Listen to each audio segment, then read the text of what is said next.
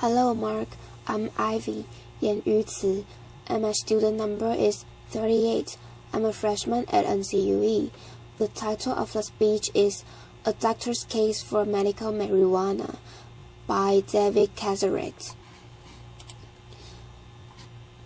I would like to tell you about the most embarrassing thing that has ever happened to me in my years of working as a palliative care physician.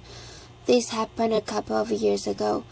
I was asked as a consultant to see a woman in her 70s, retired English professor who had pancreatic cancer.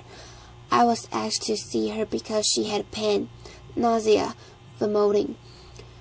When I went to see her, we talked about those symptoms, and in the course of that consultation, she asked me whether I thought that medical marijuana might help her. I thought back to everything that I had learned in medical school about medical marijuana, which didn't take very long because I had learned absolutely nothing. And so I told her that as far as I knew, medical marijuana had no benefits whatsoever. And she smiled and nodded and reached into a handbag next to the bed and pulled out a stack of about a dozen randomized controlled trials showing that medical marijuana has benefits for symptoms like nausea and pain and anxiety. She handed me those articles and said, "Maybe you should read these before offering an opinion, doctor." Laughter. So I did. That night I read all of those articles and found a bunch more. When I came to see her the next morning, I had to admit that it looks like there is some evidence that marijuana can offer medical benefits, and I suggested that if she really was interested, she should try it. You knew what she said? This 73-year-old retired English professor, she said, "I did try it about 6 months ago. It was amazing. I've been using it every day since. It's the best drug I've discovered." I don't know why it took me 73 years to discover this stuff. It's amazing. Laughter. That was the moment at which I realized I needed to learn something about medical marijuana, because what I was prepared for in a medical school bore no relationship to reality. So I started reading more articles. I started talking to researchers. I started talking to doctors. And most importantly, I started listening to patients. I ended up writing a book based on those conversations, and that book really revolved around 3 surprises to me anyway. One I really alluded to, that there really are some benefits to medical marijuana. Those benefits may not be as huge or as stunning as some of the most avid proponents of medical marijuana would have us believe, but they are real. Surprise number 2. Medical marijuana does have some risks. Those risks may not be as huge and as scary as some of the opponents of medical marijuana would have us believe, but they are real risks nonetheless. But it was the third surprise that was most surprising, and that is that a lot of the patients I talked with who turned to medical marijuana for help weren't turning to medical marijuana because of its benefits or the balance of risks and benefits, or because they thought it was a wonder drug, but because it gave them control over their illness. It let them manage their health in a way that was productive and efficient and effective and comfortable for them. To show you what I mean, let me tell you about another patient. Robin was in her early 40s when I met her. She looked like she was in her late 60s. She had suffered from rheumatoid arthritis for the last 20 years. Her hands were gnawed by arthritis. Her spine was crooked. She had to rely on a wheelchair to get around. She looked weak and frail, and I guess physically she probably was, but emotionally, cognitively, psychologically, she was among the toughest people I've ever met. And when I sat down next to her in a medical marijuana dispensary in Northern California to ask her about why she turned to medical marijuana, what it did for her and how it helped her, she started out by telling me things that I had heard from many patients before. It helped with her anxiety. It helped with her pain. When her pain was better, she slept better. And I'd heard all that before, but then she said something that I'd never heard before, and that is that it gave her control over her life and over her health.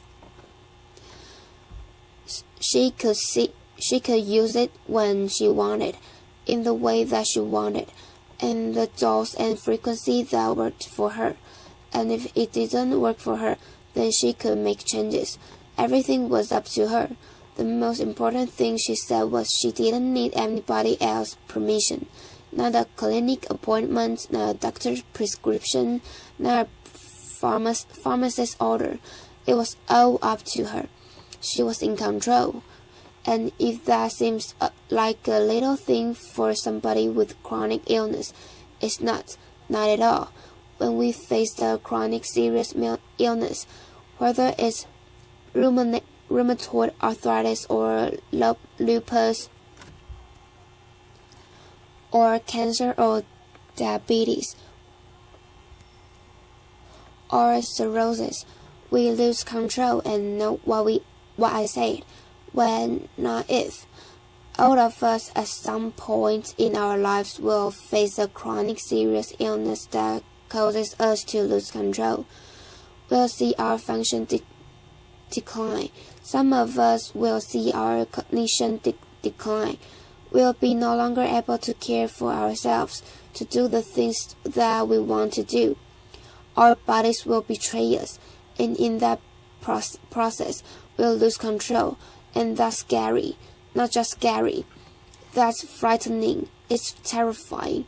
When I talk to my patients, my palliative care patients, many of whom are facing illnesses that will end their lives, they have a lot of be frightened of: pain, nausea, vomiting, constipation, fatigue, their impending mortality. But what scares them more than anything else is this possibility that at some point, tomorrow or a month from now, they're going to lose control of their health or their lives, of their healthcare, and they're going to become dependent on others, and that's terrifying. So it's no wonder really that patients like Robin, who I just told you about, who I met in that clinic, turned to medical marijuana to try to claw back some semblance of control. How do they do it, though?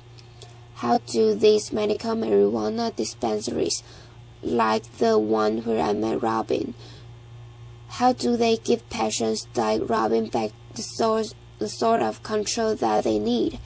And how do they do it? How do they do it in a way that mainstream medical hospitals and clinics, at least for Robin, weren't able to? What's their secret? So I decided to find out. I went to a city clinic in Venice Beach in California and got a recommendation that would allow me to be a medical marijuana patient. I got a letter of recommendation that would let me buy medical marijuana. I got that recommendation illegally because I'm not a resident of California. I should know that. I should also note, for the record, that I never used that letter of recommendation to make a purchase, and to all of you DEA agents out there, laughter. Love the work that you're doing, keep it up. Laughter. Even though it didn't let me make a purchase though, that letter was priceless because it let me be a patient. It let me experience what patients like Robin experience when they go to a medical marijuana dispensary, and what I experienced. What they experience every day, hundreds of thousands of people like Robin, was really amazing. I walked into the clinic, and from the moment that I entered many of these clinics and dispensaries, I felt like that dispensary like clinic was there for me. There were questions at the outset about who I am, what kind of work I do, what my goals are in looking for a medical marijuana prescription or product, what my goals are, what my preferences are, what my hopes are, how do I think, how do I hope this might help me, what am I afraid of. These are the sort of questions that patients like Robin get asked all the time. These are the sort of questions that make me confident that the person I'm talking with really has my best interest at heart and wants to get to know me. The second thing I learned in those clinics is the availability of education. Education from the folks behind the counter, but also education from folks in the waiting room. People I met were more than happy as I was sitting next to them. People like Robin to tell me about who they are, why they use medical marijuana, what helps them, how it helps them, and to give me advice and suggestions. Those waiting rooms really are a hive of interaction, advice, and support. And third, the folks behind the counter. I was amazed at how willing those people were to spend sometimes an hour or more talking me through the nuances of this strain versus that strain, smoking versus vaporizing, edibles versus tinctures. Oh, remember, without me making any purchase whatsoever. Think about the last time you went to any hospital or clinic and the last time anybody spent an hour explaining those sort of things to you. The fact that patients like Robin are going to these clinics, are going to these dispensaries and getting that sort of personalized attention and education and service really should be a wake-up call to the healthcare system. People like Robin are turning away from mainstream medicine, turning to medical marijuana dispensary because those dispensaries are giving them what they need. If that's a wake-up call to the medical establishment, it's a wake-up call that many of my colleagues are either not hearing or not wanting to hear. When I talk to my colleagues, physicians in particular, about medical marijuana, they say, oh, we need more evidence, we need more research into benefits, we need more evidence about risk. And you know what? They're right. They're absolutely right. We do need much more evidence about the benefits of medical marijuana. We also need to ask the federal government to reschedule marijuana to Schedule 2, or to deschedule it entirely to make that research possible. We also need more research into medical marijuana's risks. We know a lot about the risks of recreational use. We know next to nothing about the risks of medical marijuana, so we absolutely do need research. But to say that we need research and not that we need to make any changes now is to miss the point entirely. People like Robin aren't seeking our medical marijuana because they think it's a wonder drug, or because they think it's entirely risk-free. They seek it out because the context in which it's delivered and administered and used gives them the sort of control they need over their lives. And that's a wake-up call we really need to pay attention to. The good news, though, is that there are lessons we can learn today from those medical marijuana dispensaries, and those are lessons we really should learn. These are often small, mom-and-pop operations run by people with no medical training, and while it's embarrassing to think that many of these clinics and dispensaries are providing service and support and meeting patients' needs in ways that billion-dollar healthcare systems aren't, we should be embarrassed by that, but we can also learn from that. And there are probably 3 lessons at least that we can learn from those small dispensaries. 1. We need to find ways to give patients more control in small but important ways. How to interact with healthcare providers, when to interact with healthcare providers, how to use medications in ways that work for them.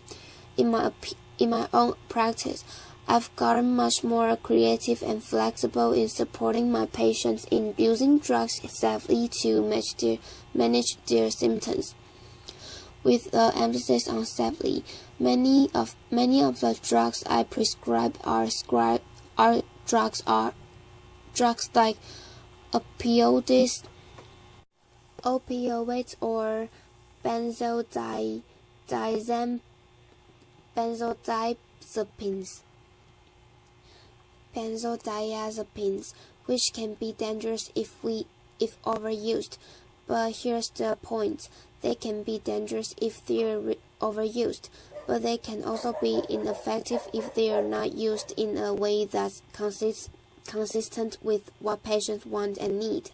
So that flexibility, if it's delivered safely, can be extraordinarily valuable for patients and their families. That's number 1.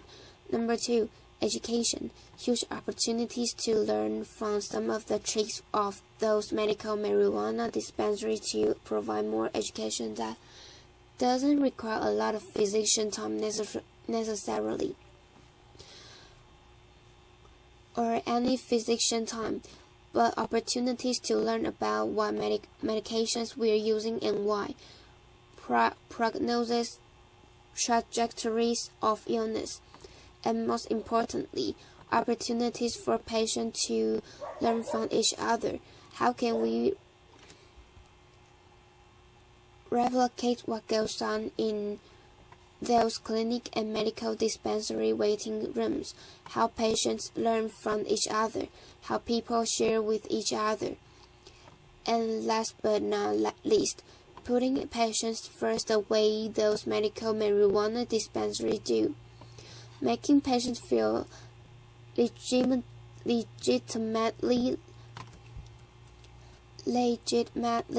like what they want, what they need is why, as healthcare providers, we're here, asking patients about their hopes, their fears, their goals, and preference. As a palliative care provider, I asked of my patients what they are hoping for and what they're afraid of. But here's the thing, patients shouldn't have to wait until they're chronically seriously ill, often near the end of life.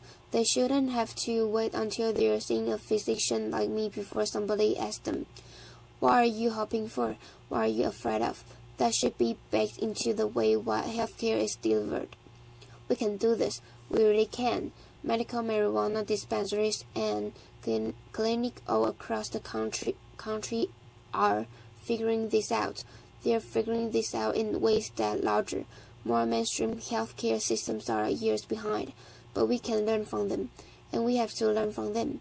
And all we have to do is swallow our pride, put aside the thought for a minute that because we have lots of letters after our name, because we're experts, because we're chief medical officers of a large healthcare system, we know all there is to know about how to meet patients' needs. We need to swallow our pride. We need to go visit a few medical marijuana dispensaries. We need to figure out what they are doing. We need to figure out why so many patients like robbing are leaving our mainstream medical clinics and going to these medical marijuana dispensaries indeed. We need to figure out what their tricks are, what their tools are, and we need to learn from them. If we do, and I think we can, and I absolutely think we have to, we can guarantee all of our patients will have much better experience. Thank you. Applause.